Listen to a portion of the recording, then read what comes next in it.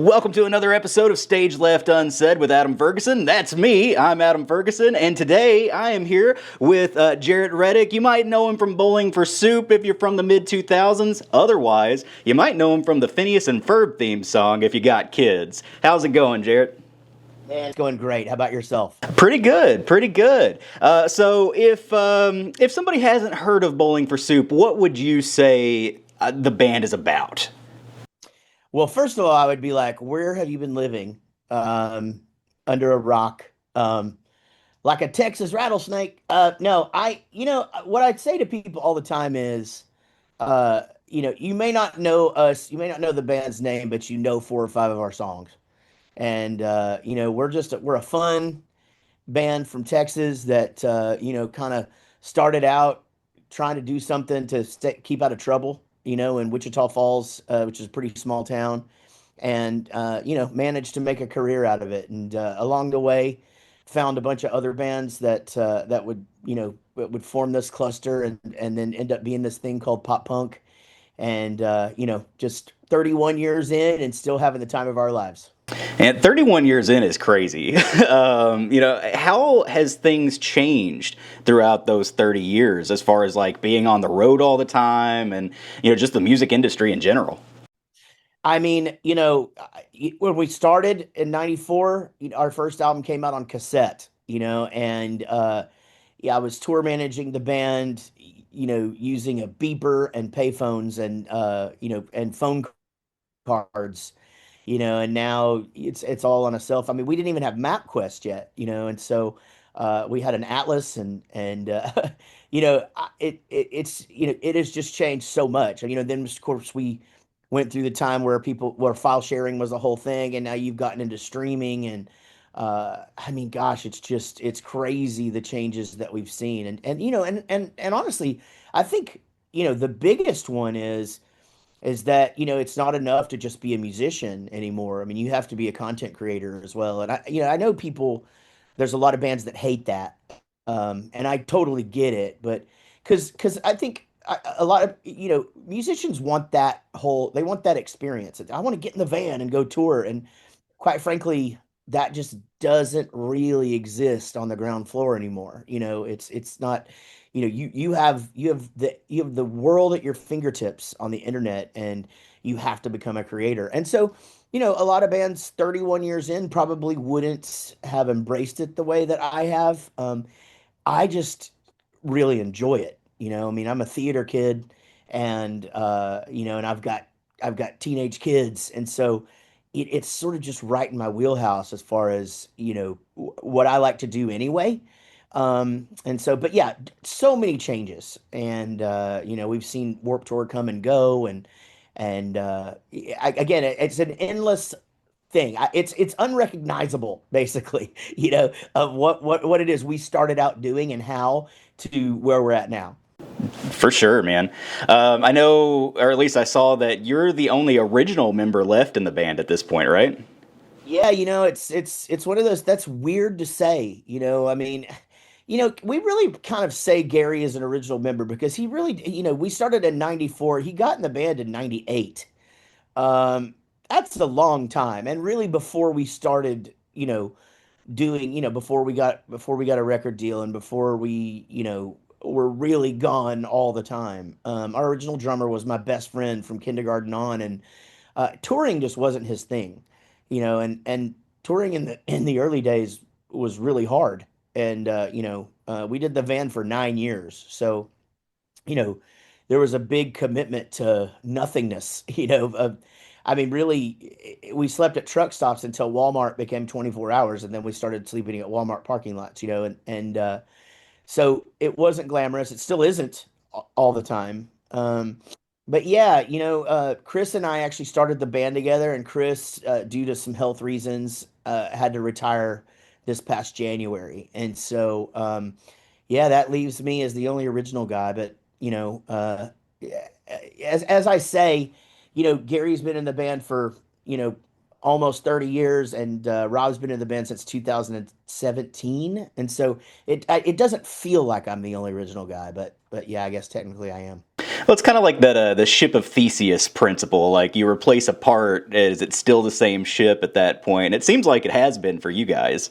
Yeah, and the other thing is that like it's not like, I'm just that like people have gotten replaced with just like anybody and everybody. It's like, Rob came into the band and he's a beloved member of this band, and I don't think it's like, other bands that you see where you're like you can only name the singer now. Everybody that knows our band knows Gary and Rob as, I would say close to the as much as they know me. And so, I think we're a little bit different where that's concerned because we sort of hired within. When Eric left the band, Rob was in a band called Patent Pending, and they had toured with us a whole bunch already. And also, Rob had set in for a summer with Gary when his little girl was born, and had set in for almost a year for Eric before Eric left the band. And so, again, I feel like it's one of those things where it's just been, I don't know what the term is, but it's just been of the transitions have just been sort of like, oh, okay, well that makes sense, that makes sense. And we didn't replace Chris. We're not planning to. I don't think you can replace a legend, and we didn't really want to add a whole nother personality on stage, because our dynamic right now is just really good. And so, but yeah, we're sticking with the three of us, and honestly, we're firing on all cylinders. Awesome. How does that transition work in terms of stage performance? That's a good question. We just redid a few things as far as like what we were playing. Obviously had to learn a few more leads than I was already doing, because Chris did play some lead, and especially early in the early days. So as when we go back to earlier songs to put in, then I have to sort of learn his parts. And like, I mean, again, I'd never played the solo to 1985, so I had to go learn that. Um, and so, which just it wasn't that big of a deal. It's like a couple of octave chords, and you're there. But so I changed the way that I was playing. I'm playing some more fuller chords, and then Rob is doing the same thing. He had to sort of like change a few things to fill up that gap a little bit. And then we changed my sound a little bit. So I still have my sound, but we mimicked Chris's sound, and I'm playing through two amps. So we're not playing we don't use any tracks or anything like that. What you hear when we play live is what we're the sound that we're putting out. But I'm going through two sounds, two different amps, and it really does fill up. We're really lucky in that we have a really great crew too, who have been with us forever. So our sound guy is the best in the business, and our stage techs, just make sure that everything just sounds great, and we're filling up the rooms. And we did our biggest tour ever recently as a three piece, and knocked it out of the park. So and people do comment on how good it sounds. So I miss Chris's banter. um and I missed the fullness of his playing, and he did sing a third part on a lot of songs and stuff. So I do miss that some, and I just miss him as an individual. But as far as like what the audience gets sound wise, I feel like we're doing a really good job. Cool. You'd mentioned that social media has become such an integral part of the music industry nowadays.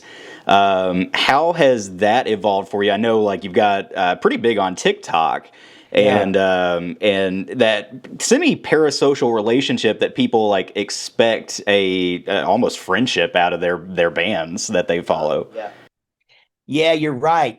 People do, but I've sort of always carried myself that way in the way that I do think that people the biggest of our fans feel like they know me, that they and I'm okay with that. And I because I really do put myself out there. I talk a lot about mental health, physical health. I currently have a broken rib. I'm like getting on social media and talking about it. I'm letting people into my world pretty much all the time. um I think the weirdest thing is that it took me a while to figure out what was going on, but I finally did.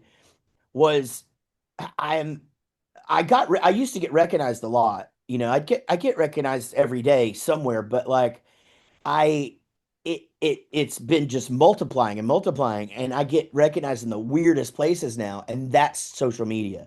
Like I get recognized. I have a country band as well, and we tour a lot in here in Texas and the surrounding states. And so I'll be in real small towns, and I'm just in like a convenience store, and the guy mopping the floor will go, "Hey, I know you from TikTok." They don't even know what band I'm in. They just follow me because every once in a while I do a fart joke. And so that's been crazy. I was just telling somebody the other day about like we've been on 3 Disney cruises with my youngest son. And the first two, I got recognized a few times. And then this last one, I mean, it was all day, every day. People and so, yeah, and I think that's good. I think, and it's been fun. I don't mind that. And my family's really cool about it. My kids will take the picture, and, so it's been really nice. And, that's a whole nother group of people that we can, at least remind of our music. Hey, don't forget we're the 1985 guys. We got that song called "High School Never Ends," and so yeah, it's been a blessing, really. It's a full-time job. I mean, I edit video more than I make music now. And I think a lot of people would probably think that that was kind of sad. Um, but for me, where I am in my life, it's not like I'm just sitting around writing songs all the time. I mean, I do, but it's not just constant like it was back in the day. Like I'm not like trying to get from one album to the next anymore. And so it gives me sort of another little aspect to what it is I do creatively every day, and I don't mind it. I really don't. Cool. With the songwriting processes, how has that evolved over the years? I know whenever you're growing up and stuff, a lot of it's, parents don't understand, the world is mine to learn about and whatnot. But as we get older, it's more about like, my back hurts and getting old sucks, but everybody's doing it. Totally. So, man, that getting old sucks, but everybody's doing it. I had in the chamber for a long time, and it just took the right bed of music. And that's one thing that Rob has added to us, is that that he's helping to write songs, and which is really cool because I really haven't had that internally in the band since the really early days. But well, that question's kind of twofold. I mean, first of all, the process has really changed. You know, when you start when early in the band, and even up until I guess really till 2003 or 4, maybe 2005, we were still, I would write a song, and we would get into the rehearsal space and work it up, and rip through it and learn it, and sometimes even play it live a couple of times. And I mean, that's been out the door for years. I mean, the songs are written in here in this room that I'm in right now, and by the time I get them done, they sound like they could be on the radio, because I can, there's so many things that I can do to manipulate. I can make the drums sound like, make fake drums, and I just pick up a bass off the wall and put it on there. Of course, it's not going to be anywhere near what Rob is going to play, but still, it sounds really good. And so they often hear the songs for the first time when we're going into the studio to record them, and that is a lot different, than the early days. Just the ease of being able to demo stuff. I mean, we used to go in the studio to do demos, and then go back in the studio to record the song. It's almost like how tattoos used to be. They used to thin line your tattoo and it hurt real bad because it's just like one needle. And then they would go back and thick line the tattoo or whatever. They don't do that anymore. Now it's just like, they got to be able to pull a straight line. And the guide is the whatever it is they put on you, or they're freehanding it. So that's that. And then topically, I mean, I'm still kind of drawing from the same thing. It'd be a little bit silly for me to talk about high school. Um, I think I could probably do it, but it's like Fountains of Wayne weren't young when they wrote Stacy's mom, but yes, I think you'd have to do it from, from another person, or another being's point of view. But topically it's still the same. We just recorded our first song as a 3 piece, and it's the same thing. It's about a girl, and it's smart lyrics, a few funny lines in there, and it sounds like Bowling for Soup, and so but I still draw from movies, past experience of my friends, life. I have to stay away from certain things, because it's just not our band. So, I stay pretty clear of politics or world events or anything like that, unless it's more like a don't be a dick kind of thing where I just generalize everything and just say, "Hey, the world's crazy, don't be a dick," and I'm not pointing any fingers. We're not really finger pointers in this band, but other than that, pretty much anything is on. And I definitely don't mind talking about, real shit. I'll put out oh, was I supposed to cuss? I'm so sorry. I can bleep it. We're good. Yeah, good. But yeah, I mean, I talk about depression and anxiety in my songs now, and so, as I've gotten older, I guess the subject matter does change a little bit. Yeah, like you said, I think it'd be weird to write, I'm just a kid now. But I don't know. Simple Plan seem to be doing a real good job with that song, and they're almost 50. So, but yeah, topically again, I just draw from what's going on around me. For sure.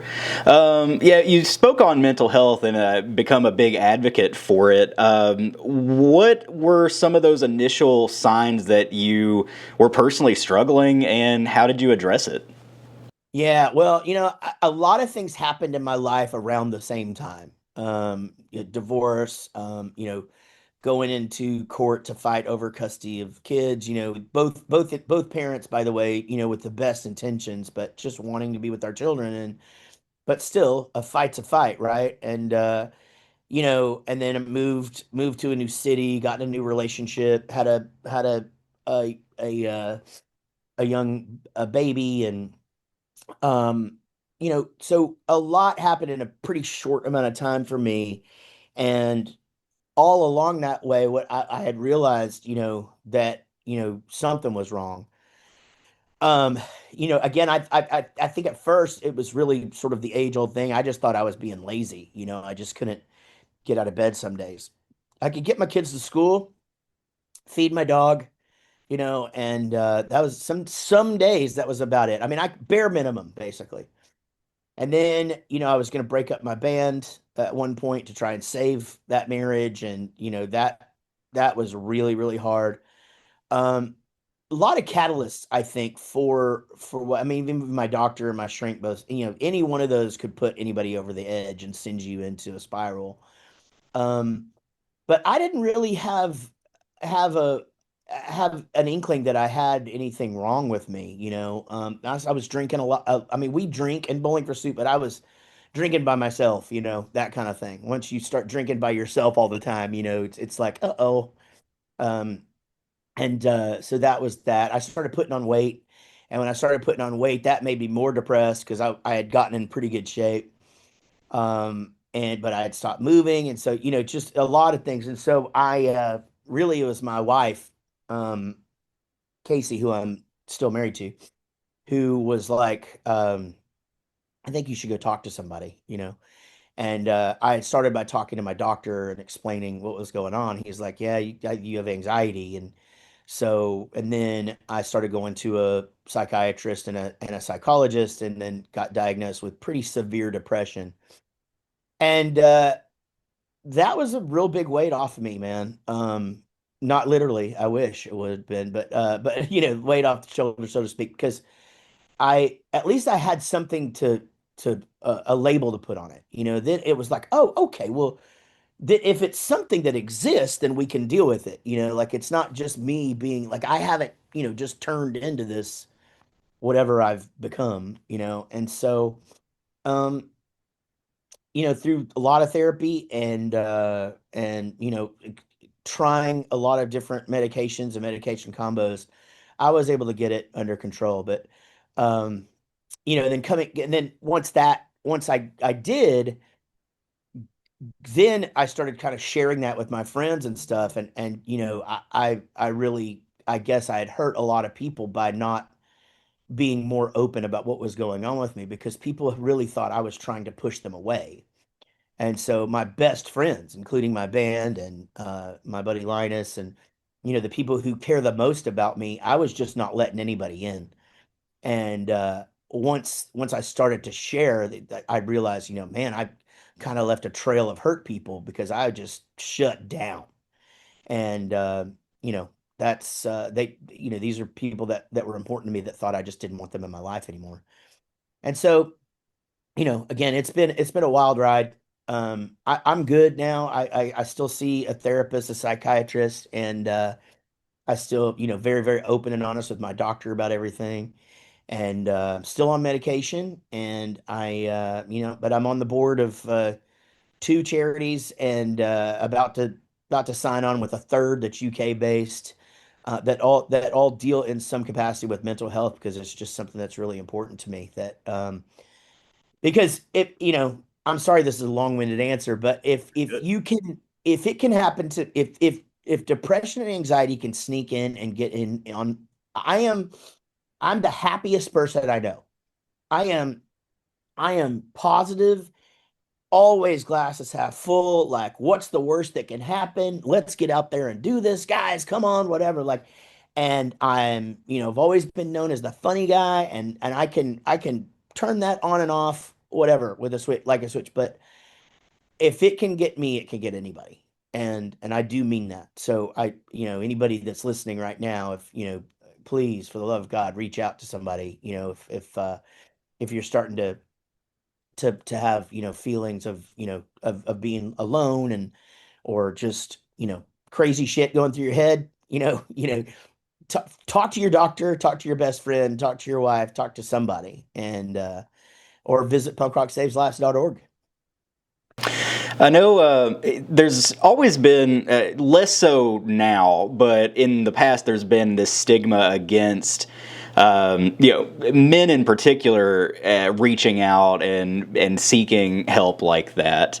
How have you seen that dynamic change over the years with this in your own personal life? There's an unfortunate aspect to this because the stigma was one thing, and now that the stigma has kind of faded a smidge, now you've got that weird backlash of like people getting sick of hearing it's okay to not be okay or whatever. Like you've got that whole um you know dudes that were raised by the rub some dirt on it guy. All of us were raised by the I don't know how old you are, but I think if you're in your 30s or whatever, you had to rub some dirt on it, dad, chances are. Like and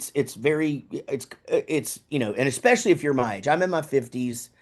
You something happened, just get back up, get back on the horse kind of thing, right? Um, there really wasn't ever like a sidebar of like, but if you need something, or if you're, or if your brain's all fucked up or whatever, those things, you know, that wasn't there. Again, that's where the stigma started. It's like men are supposed to be there and be strong, and it's still terrible. I mean, the statistics are there, as far as like how many men are committing suicide or at least trying, each year. It's a epidemic in my line of work, as far as actors, comedians, musicians, or whatever who are, you know, hurting themselves and not on the planet anymore, and it's horrible. So there's still a stigma, but now there's that weird sort of like bounce back from the fact that we're trying to defeat the stigma, and so that's sort of where I yell from the rooftops is just like, hey, you know what, man, there's always going to be the people who don't know what it feels like, right? I can't tell you, I can try and describe to you what it feels like to stub your toe or what it feels like to have the flu. I can try and tell you, and I could probably get pretty close, but you still don't know what it feels like. So until you've been, anxious to the point of not being able to function or in an actual depressive state where you can't get out of bed in the morning, until you've had that experience, you just don't know what it feels like. Until you've had a panic attack. I could tell you what a panic attack feels like, and I get pretty close.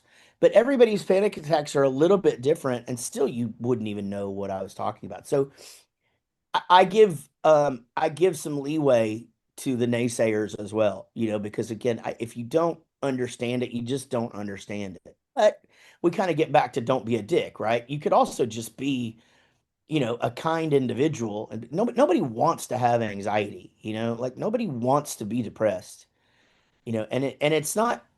I think another misconception of the whole thing is we hear the word depression and we think it means sad. Well, it's not what it is. I can be depressed on the happiest of all days.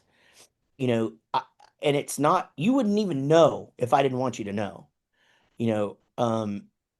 And then, after we're not together anymore, I'm just crying for no reason, sitting in my car and I don't even know why. So yeah, it's definitely, there's that stigma to it, and that's one of the things where I really really work hard to try and just be like, hey, you know what, man, like it's this is these are the same feelings that I get, and my dreams came true. You know what I mean? Like I'm a legitimate rock star with three beautiful kids, three awesome dogs, a beautiful wife. I mean, it's awesome. Every life is great, but still that doesn't mean shit. That doesn't mean anything. It basically, as far as as far as depression and anxiety are concerned, that it's still going to be there whether I want it to be or not. And I have to be really careful, you know, um, make sure that I take my medication, make sure that I'm, you know, showing myself some grace and taking care of myself. It almost seems like it's a branding issue at this point. You come up with these words early on where it's just Yeah. this catch-all term, and then we're 30 years down the road, and it's like, well, depression doesn't mean sad. Now it means like this, and this, and then another long list of it.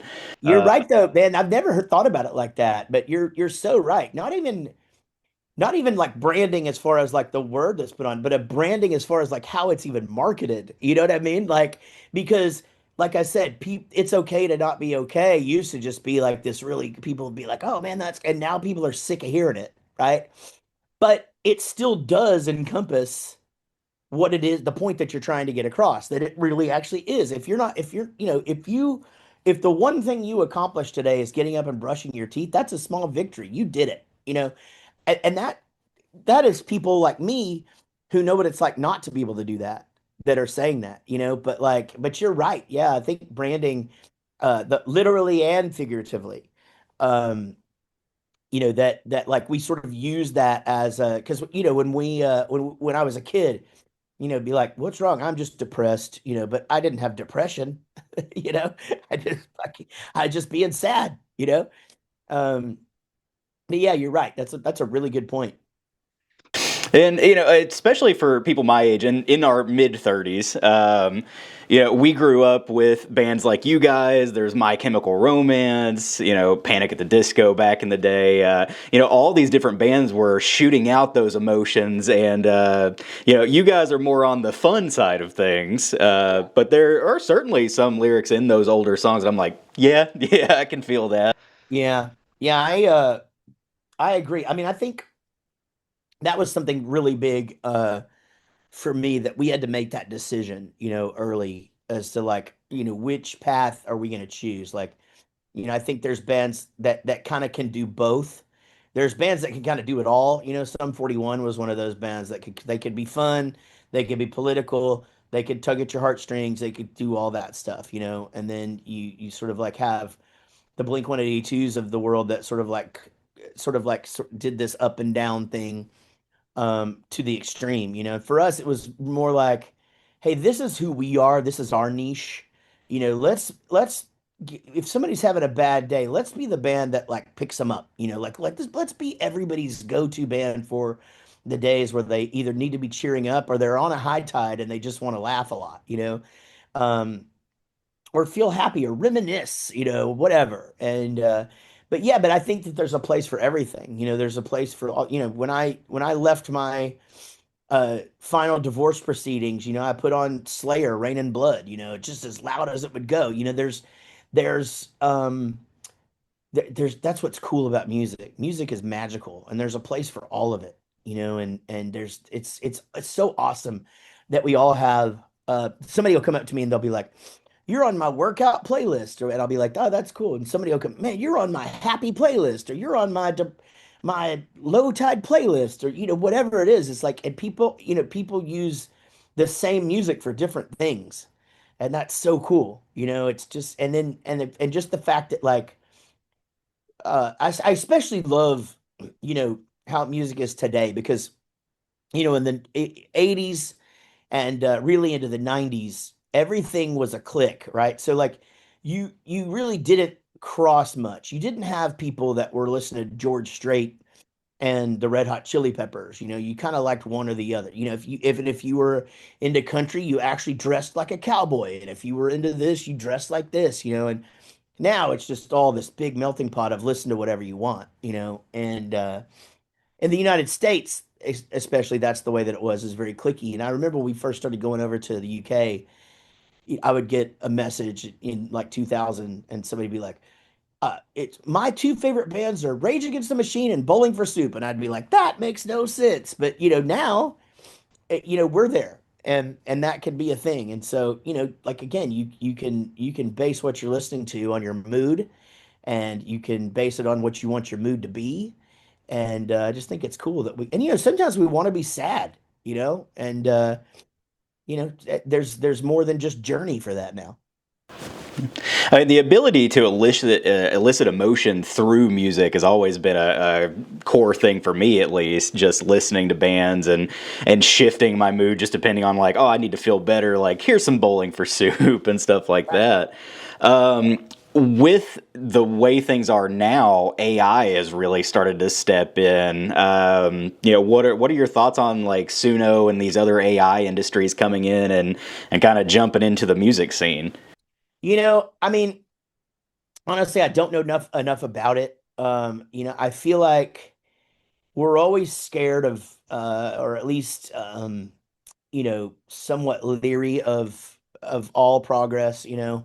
And I feel like somebody said it, the best, that the one thing that AI won't ever be able to do is get true human emotion. I know it's going to get close, and so I don't need anybody coming at me, but there's just something about, a human being sitting down with a pen and paper and a guitar and pounding out, some real, emotion or a real experience, something that actually happened or something that they dreamt about or whatever, and that's the one thing that you can't just, go onto the web and pick words and stuff and serious and get that emotion.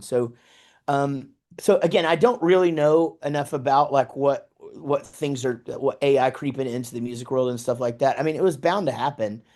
I've experimented with it and played around with it or whatever, and it's pretty interesting to see what it will do. I have not incorporated any of it into my own material yet. I'm gonna try to fight that as long as I can, just because I feel like especially lyrics are such a big part of what I do. I want it to always be from me, and my heart and my head. And I feel like people would be able to tell, Um, but yeah, that's just me. And again, but I have zero problem with any kind of progress, by the way. Like I disagree with Dave Grohl. I know, and now I guess a lot of people won't hate me because a lot of people disagree with him these days. But he did that whole rant where it was just like, computers and blah blah blah and get back in the garage and yada yada. And I'm like, man, I disagree. I think you use whatever you have at your fingertips, like and that's just it, right? If we weren't using everything that we had at our, there would be no distorted amps and and amp simulators and all this crazy cool stuff that we can just have and just manipulate and all that, And I think the fact that kids can make records in their bedroom now that sound better than Drunk Enough to Dance is awesome. I think that's really cool. And, I think more power to them, get creative and just use the tools that you have, I love Dave Grohl, by the way. And, that, whatever. But, that article it used to go viral all the time of him, he'd just be like, get back in the garage. That you're not a musician if you're sitting around like, you kind of are, you know? Yeah, I mean, a computer's basically just become another instrument at this point. I mean, 100%. him and 100%. What's great about the computer this computer to my right, I can play harmonica, violin, harp, drums, bass, guitar, anything, name an instrument. I can play French horn if I want to, all on this thing, with that keyboard over there, and it's like I'm still putting it all together and making it into the thing, right? Like I'm making these sounds. That's music, right? Like, because where do you draw the line? So we have to, if everything has to be something with no technology, then you shouldn't be able to use a keyboard at all. You can use a piano, but like you shouldn't be able to use anything that's being manipulated by something else. So, again, I just feel like I understand where his heart was and the point. And I wish that everybody could experience the garage days.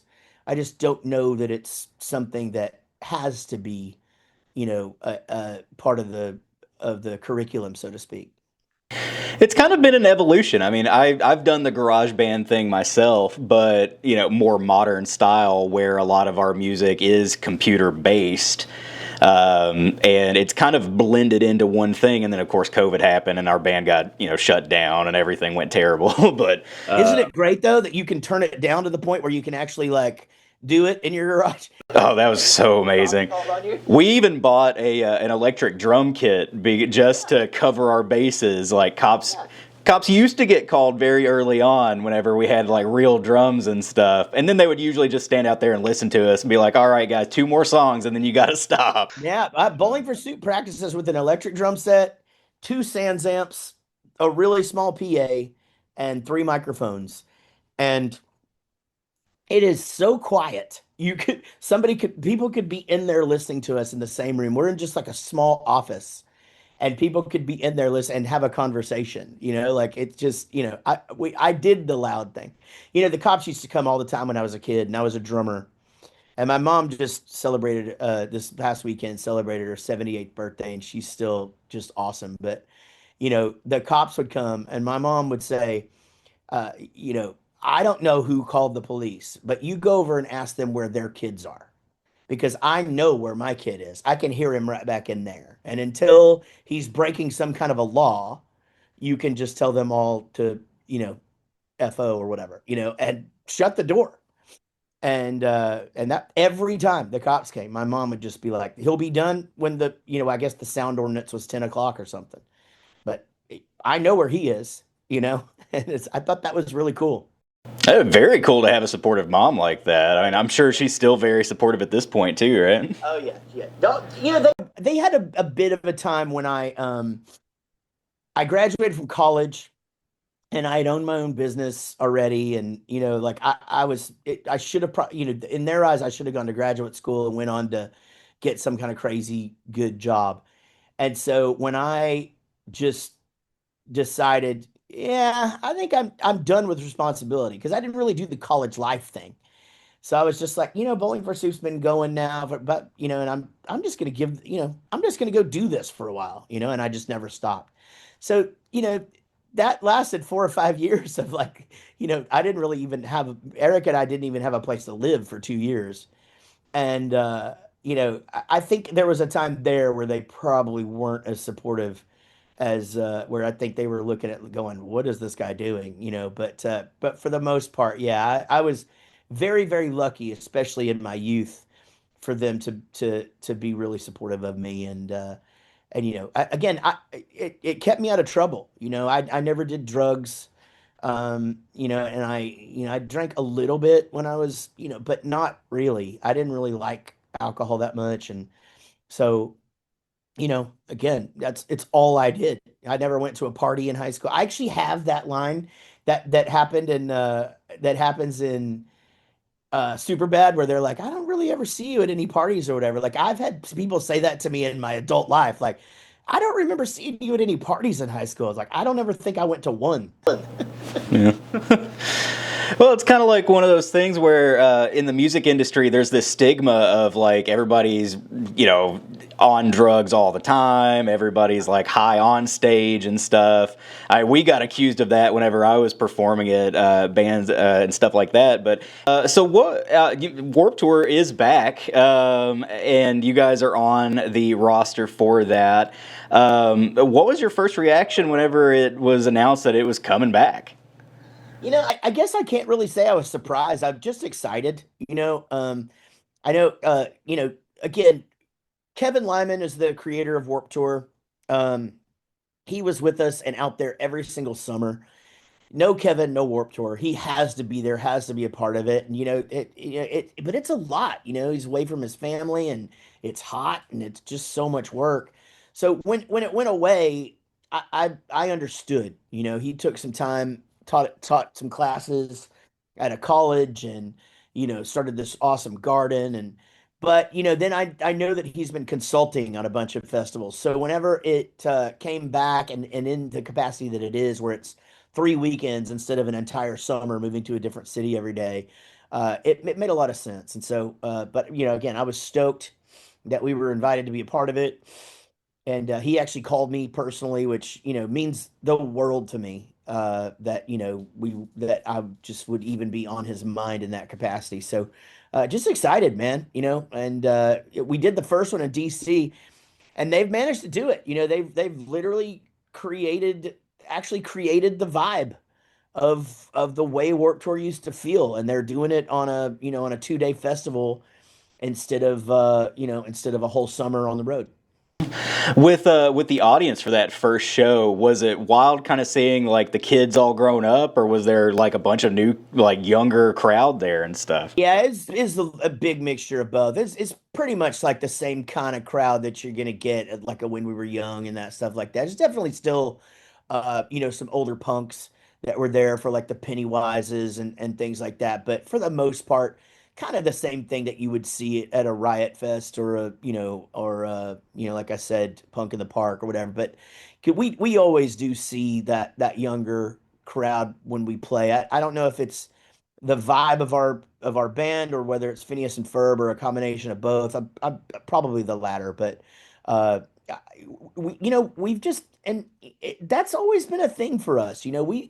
We've always been that band that parents and kids agree on. We're like the kick cereal of pop punk, and and I don't hate that. I've definitely, I wear that as a badge of honor rather than something that I could find any sort of negative in. I just absolutely love it. Fair enough, man. I know from an audience perspective, the vibes seem to have changed over the years. I've gone to a lot of concerts, most recently, The Used, Coheed and Cambria, and Weird Al, of all things. But the audience interaction, participation, that crushing against the barrier kind of thing doesn't seem to be happening as much anymore, at least from the shows that I've gone to. What have you kind of seen from the stage side of that? Yeah, definitely not in the U.S. I mean, and even in other countries. I mean, it's not quite as common. I mean, in fact, when it happens, it's almost like kind of a surprise. I think that comes from, again, maturing of your audience. I mean, there's a lot of people there who are seeing us, that it's not just like the young crazy teenagers or whatever. Most of the time, if you have someone trying to start a mosh pit, at a Bowling for Soup show, it's like some drunk guy.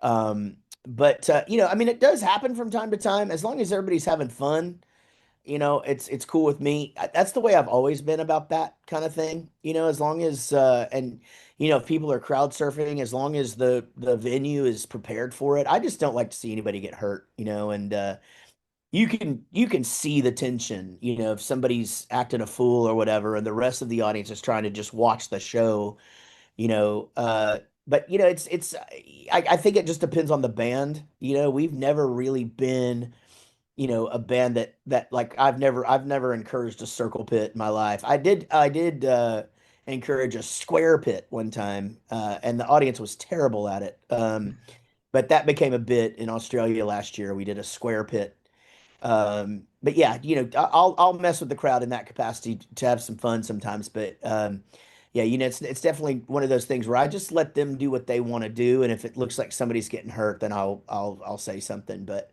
um, I mean, and I think things ebb and flow, right? It's like you used to go to punk shows to get your lip busted, and I've been there. I still have a scar on my mouth from a metal show. And I think again, I think the audience does what it's going to do, and you just hope that everybody's having a good time. For sure. Is the vibe of the audience still a big feeder for you guys as a band? As far as like if the crowd's really into it, you get even stronger into it yourself, or was that never kind of your thing? It's really never been my thing. I mean, obviously you like it when they're into it, but really for me, the things that I like is the singing between I want to hear them sing. I want to see them smile. Those are the big things for Bowling for Soup. And then I want that ability that, I love the interaction between, we're a banter band, and so, uh, as far as like momentum of just the craziness or whatever, it's not really something I feed on. If they're laughing at the jokes and singing the songs and smiling and you see friends looking at one another on their favorite part of the song and just looking up to the sky and singing their heart out or whatever, that is what I live for. That to me is the best feeling in the world. Awesome. And then, of course, your career has evolved from being in this pop punk band to being on the Disney Channel with the Phineas and Ferb, and if I recall correctly, the voice of Chuck E. Cheese. Yeah, yeah. How did that all come about? I mean, I a lot of things have happened for me organically. Whether it be because of the band, or because of the band and other things that I do. I was doing improv comedy here in Dallas and got seen by the right people, and that's how Chucky came about. And Phineas and Ferb, the guys who created the show, were big fans of Bowling for Soup. And so, they came directly to me and then I got the audition for Danny, the lead singer of Love Handle, because they knew that I was an actor as a kid and I was getting into voices and stuff. And so, I was actively doing voice acting for a while. I don't really anymore. I do the things that I do Phineas, I do Chucky, and then I do things that come to me directly. But I don't do like mad auditions and stuff like that anymore. I just it's just that's a whole nother thing where it just that the time commitment in that is just crazy, and the amount of times you get told no, it just is not. It's just not something I really wanted to do anymore. So during COVID, I kind of stopped doing quite a few things. I stopped doing voice auditions. I stopped producing other bands. Stopped writing for other bands. Really just kind of putting all of my time and effort into the things that I really really love doing creatively for myself and that benefit my family, and then the rest of the time I'm here for my wife and kids. Yeah, you mentioned COVID being kind of a changer there. For a lot of bands, the entire music industry seems like it shifted pretty heavily during that time. How else did that era affect you guys in Bowling for Soup? Well, I think all of us got, you know, it's funny. I think people put a lot of stuff in perspective, and everybody was like, "Man, I think we're going to downsize and not tour as much." And and then like anything else, we got back to it, and everybody just went full force, and now we're all just as busy or busier than we ever were. And so you definitely we never took it for granted anyway. I mean, so sorry. Sorry, I needed some oxygen. I can't breathe so good with this broken rib. Um, I, uh, y- we, it's, we never take anything for granted. And so what's funny is the way that I run our business, I have always run it to where if something were to happen and we couldn't work for a year or two, we would be okay. And then it happened, and so it was like, all of this, like us just, really, really, planning for the worst, and it happened, right? And so we were lucky in that regard, and able to at least still get our paycheck and pay some of our crew guys that didn't have any a side hustle and that. Um, but yeah, that I think during that time, it was like a lot of reflection on like, okay, what relationships are important to me, and I need to put more effort into that. What relationships can I squash that I really shouldn't be spending the time on? Like what things in my life are important to me? What things in my life should I, and so that was that. But yeah, as far as the band is concerned, we sort of came out of that, and then there's this insane resurgence of pop punk, whether it be because of Machine Gun Kelly and Mod Sun, and these guys, the new guys, or All Time Low having a hit, and Blink 182 getting back together, Sum 41 breaking up, all of a sudden and then of course, 20 of us having 20-year anniversaries of our big albums at the same time, you know, uh whatever that resurgence is, it's like we're all out there and everybody's busy again, and it's just great. Awesome. And coming in on the close of this interview, it's been great. Where do you see yourself in the future with the band and the career? I'm gonna write it, as long as it's again, I think it's the same thing that I've been saying since '94, as long as it's fun and I'm physically capable and we're putting out a good product, then I don't see any reason to stop. I mean, we're still having a great time. The fans are showing up to the shows more than ever. Our families are supportive. We it's just so right now, I feel that we're gonna go make a new record, and so I'm excited about that. And we've got tons of new material, new projects, and things that are in the can already.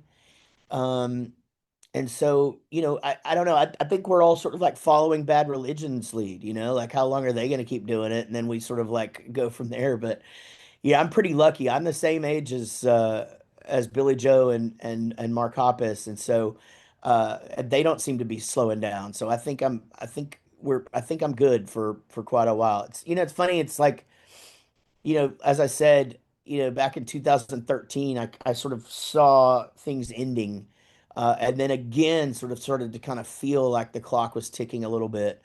Um, but it somehow sort of has a way of just reigniting, and getting us excited about it and getting people excited about it again. So, right now I think full steam ahead, and I'm going to do it until I can't, and then and then from then on I'll do country or host a game show or something. We'll see.